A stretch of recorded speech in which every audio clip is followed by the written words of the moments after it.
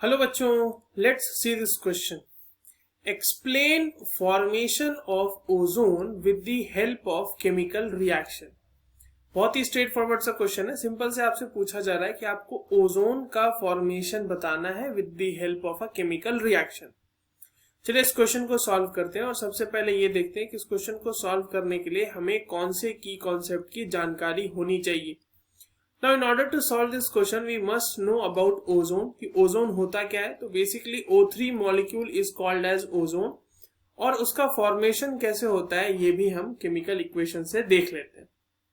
अब देखिए सबसे पहले क्या होता है, अगर उसके फॉर्मेशन की बात करें, हम फॉर्मेशन ऑफ ओजोन की बात करें अगर, तो जो यूवी लाइट्स होती है ना, यूवी रेज जो होती है, नॉट यूवी लाइट्स, अगर हम यूवी रेज की बात करें तो यूवी रेज के वजह से जो मॉलिक्यूलर ऑक्सीजन होता है वो फ्री ऑक्सीजन एटम में टूट जाता है।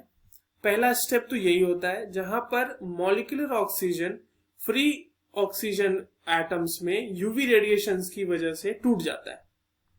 तो वहां क्या होता है, oxygen gas in presence of UV radiations it converts into the oxygen free atom. ठीक है, अब ये जो आपके पास ऑक्सीजन फ्री एटम बन गए ना, ये ऑक्सीजन फ्री एटम वापस से O2 के साथ कंबाइन करेंगे।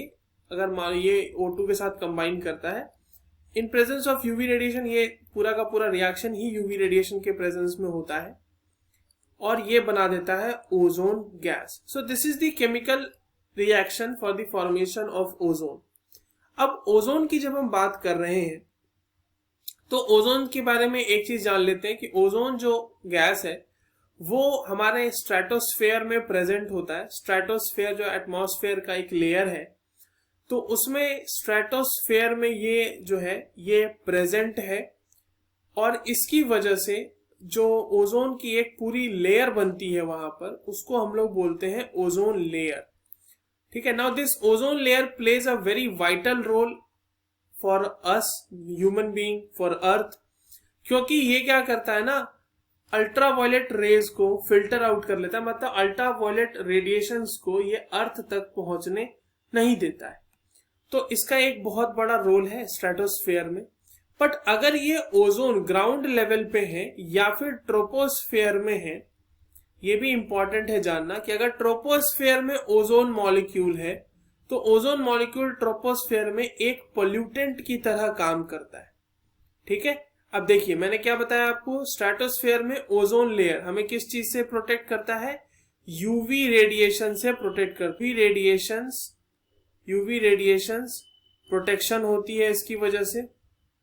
Where as in case of troposphere ozone is considered as a pollutant.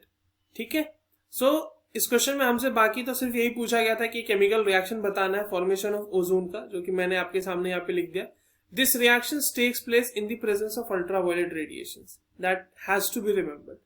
I hope you understood this question. All the very best.